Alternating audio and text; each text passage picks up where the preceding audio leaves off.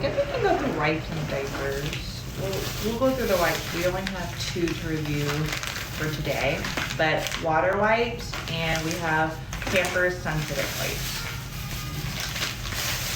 So, what is your opinion on each of them? I think what's insane is for how many diaper changes that you do change for a kid per day, and then how many times you have to wipe them.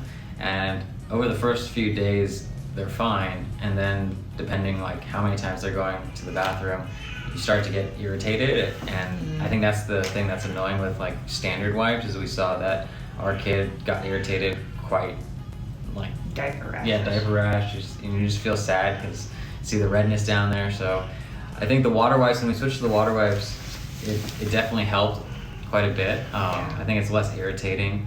One thing that we do that's been very beneficial as well is just washing them in the sink.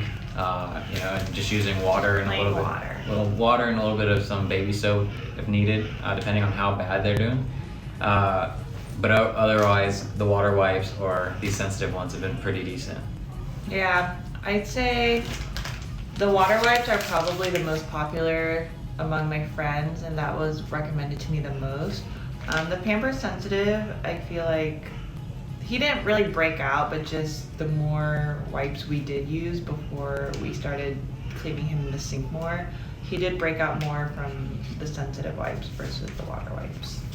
Yeah, and one thing that our pediatrician told us to do as well is to limit how much we're wiping. So it's like really save the wipes for when they go number 2. But if they go number 1, a lot of times you can get away with just changing the diaper. The urine is sanitary, so instead of aggravating different areas, you can kind of limit that exposure to any extra chemicals. But if you can, just like rinse them during the water and then dry them off. And that really got rid of a lot of the diaper rash anyways.